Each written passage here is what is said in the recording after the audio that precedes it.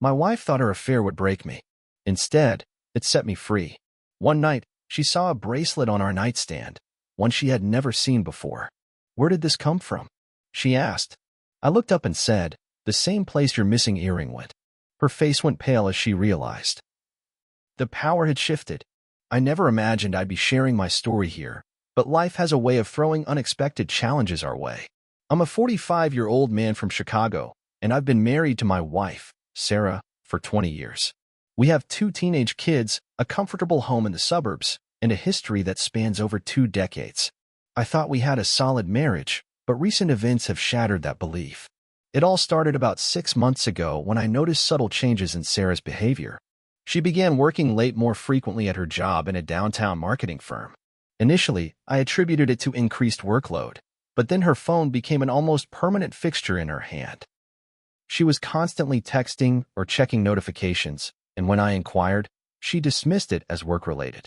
Our conversations grew shorter, and she seemed emotionally distant. I tried to be understanding, thinking she was just stressed from work. Then came the weekend girls' nights out, which became more frequent.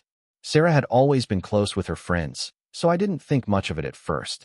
However, when she started coming home late, sometimes in the early hours of the morning, I couldn't ignore the nagging feeling in my gut. One night, she came home around 3 a.m., and when I asked how her evening was, she was evasive and quickly changed the subject.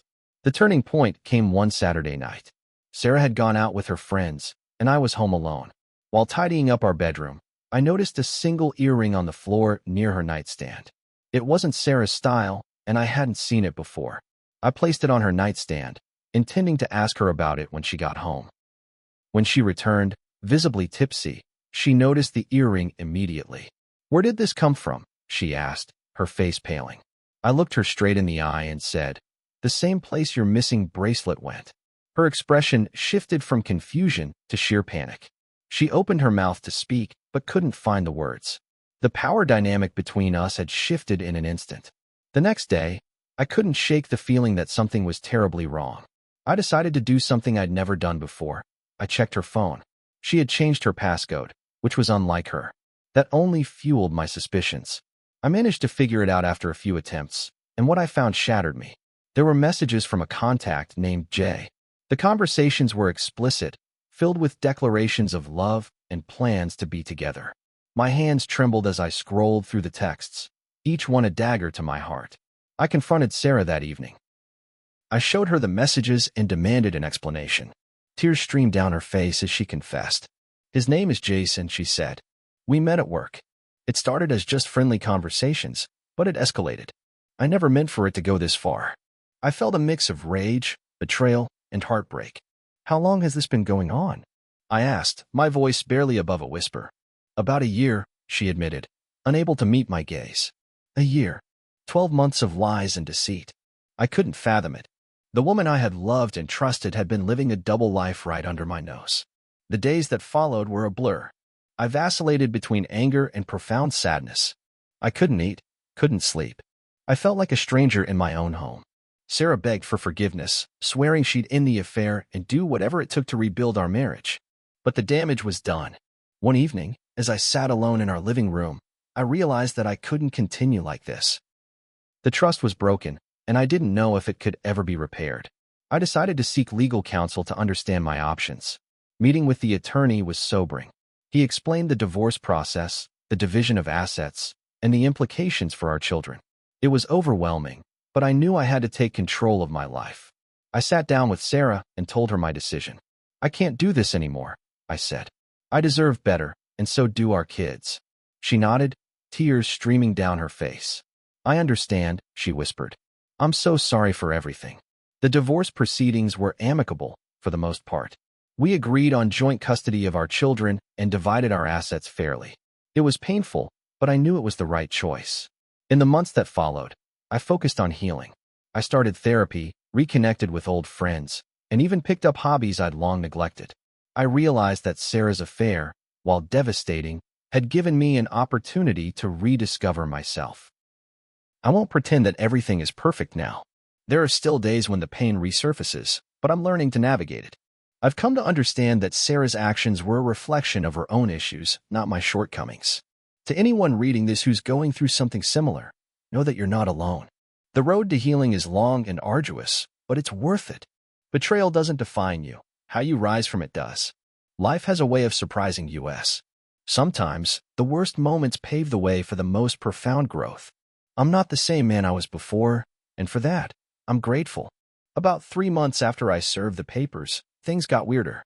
Sarah moved into a small 2-bedroom apartment on the other side of town. We kept things civil for the kids, texting only about schedules, drop-offs, and who was taking who to practice. For a while, things were quiet. Too quiet. Then one night, around 11 p.m., I got a text from her. Just one sentence. "Did you bring a woman into our house?" I stared at my phone. The hell? It came out of nowhere. I hadn't been seeing anyone. I wasn't ready. I was still picking up pieces. I replied, "No. Why would you ask that?"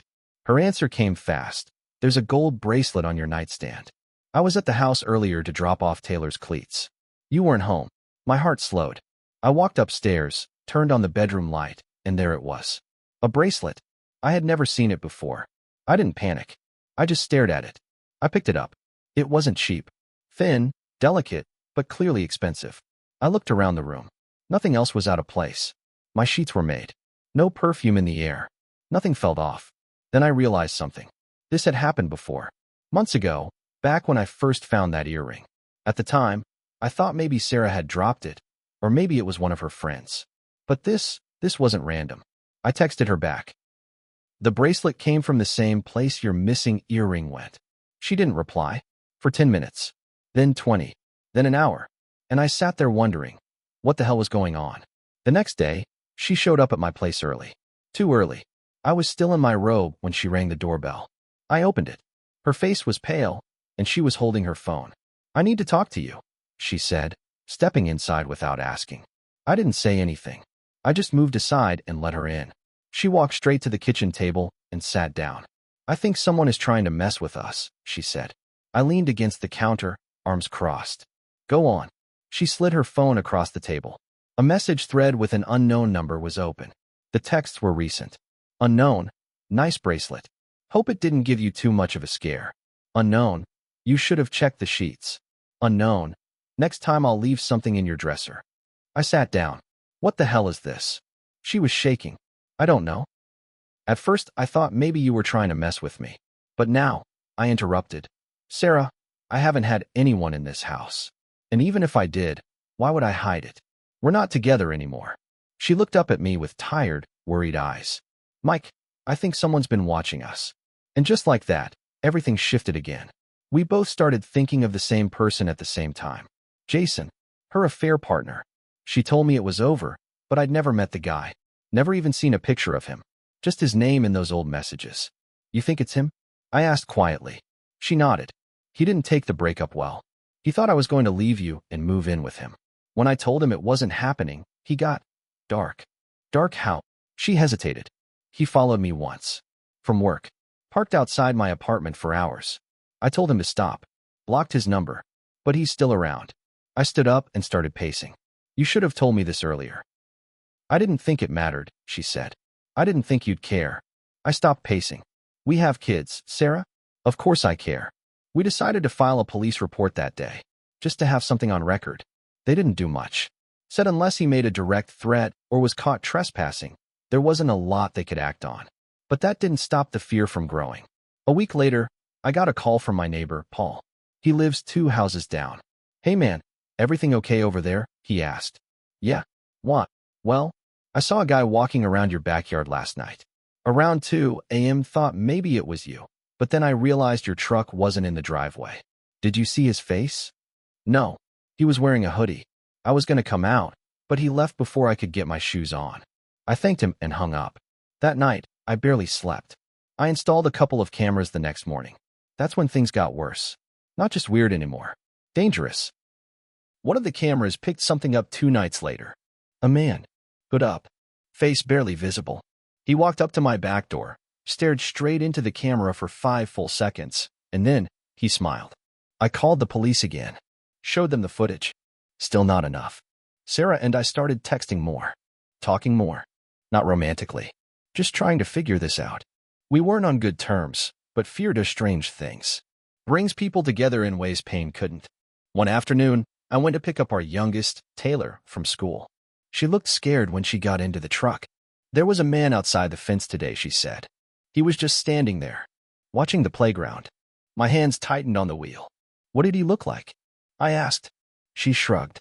I dunno. Hoodie. He left when a teacher saw him. That night, I stared at my front door until the sun came up. A few days later, something happened that made everything feel even more wrong. Sarah called me, panicked. He sent me a photo of me, sleeping. I froze. What? I was napping on the couch. I thought I was alone. And then, this photo just came through. From a different number. Not Jason's. She forwarded it to me. It was real. Blurry, but clear enough. She was asleep. Her face turned toward the camera. A blanket halfway over her body.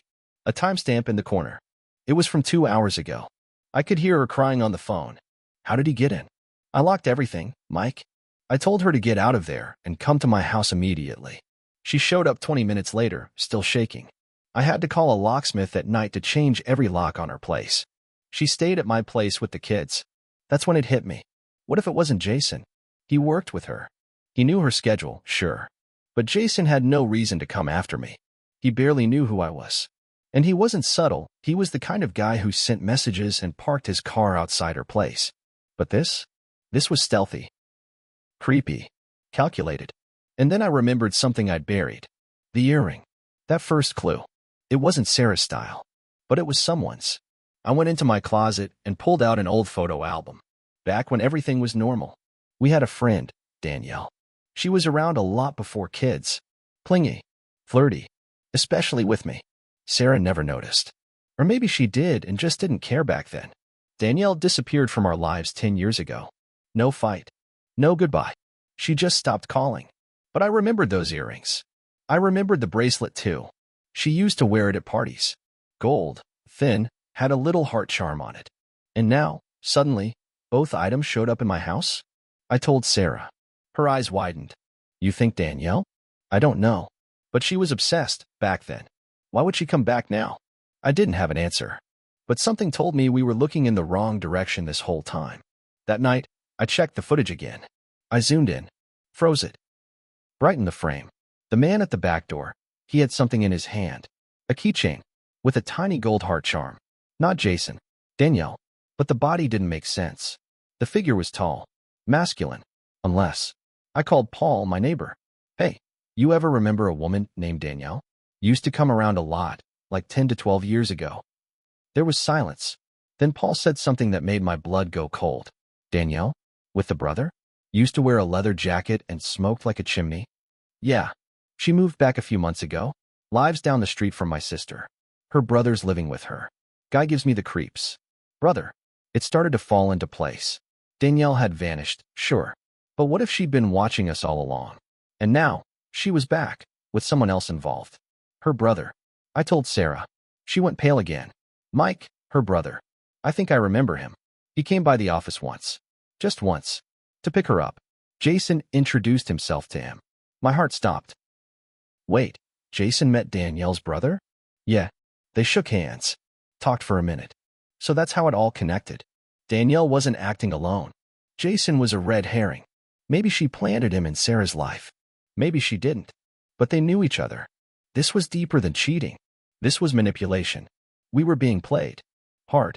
That night, I made a decision. I wasn't going to sit around waiting for the next message. Or bracelet. Or shadow in my backyard. I was going to find Danielle. But before I could act, someone beat me to the punch.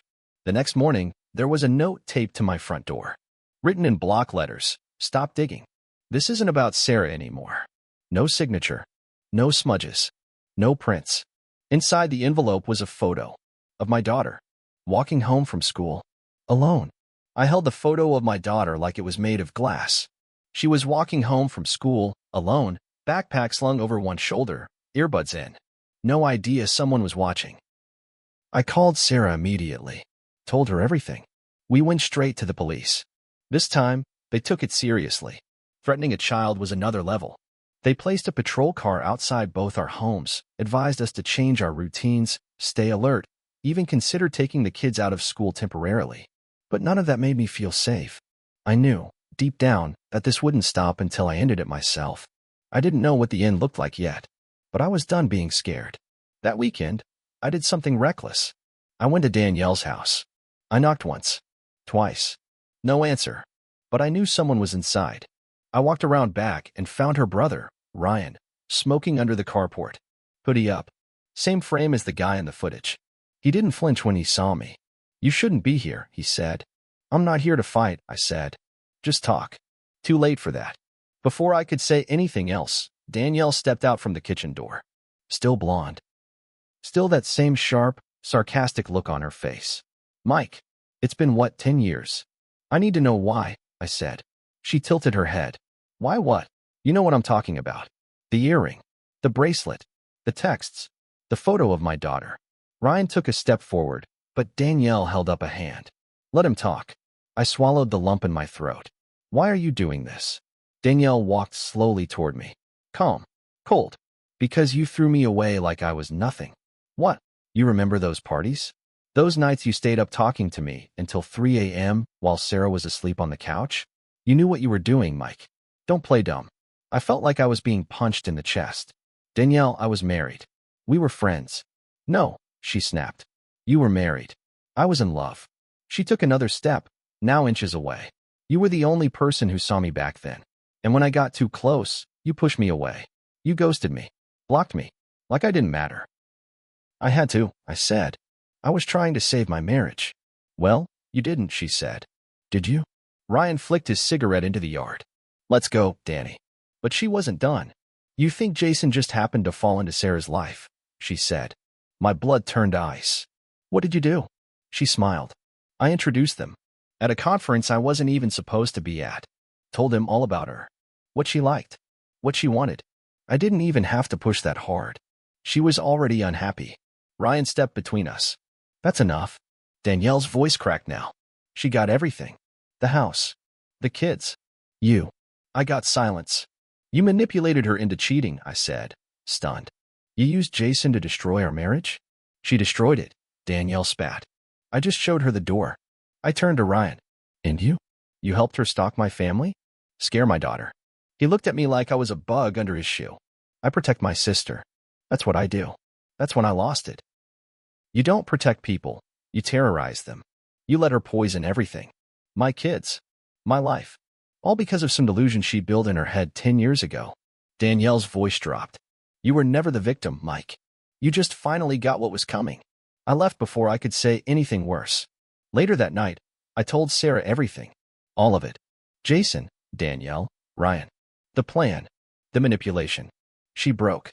We sat in silence for a long time. Then she looked at me with eyes I hadn't seen in years. "I didn't know," she whispered. "I really didn't." "I believe you," I said. And I meant it. For the first time, I really believed her. Then came the fallout. Sarah reported Danielle and Ryan. With the texts, the photos, and what I'd recorded during that visit, the police had enough to press charges for harassment and stalking. It wouldn't undo what they did, but it was something. Jason disappeared. He stopped coming to work. Last we heard, he moved out of state. The kids were safe. We changed schools. Kept them close. Sarah and I, well, we tried to rebuild. Not romantically. Not yet. Maybe never. But we became something we hadn't been in a long time. Honest. Co-parents. Allies. The hardest part wasn't the betrayal. It was realizing how easily we both let it happen. Sarah wanted to be seen. I wanted to feel wanted. We got distracted by people who fed those weaknesses instead of helping us fix the cracks. Danielle never got what she wanted. Not really. Because no matter how many games she played, the past didn't come back. And I never saw her again. Sometimes, when the house is quiet and the kids are asleep, I sit on the edge of the bed and think about everything that happened. The affair. The mind games. The fear. The heartbreak. But I also think about the moment Sarah found that bracelet on the nightstand. The panic in her face. The way the power shifted. That was the moment I stopped being the one who got hurt. That was the moment I got free. Sometimes, the worst pain doesn't come from what people do to you, but from realizing how blind you were while they did it. I'm not perfect. I've made mistakes. But I know now what I'll never allow again. I'm not broken, just rebuilt, stronger, and awake.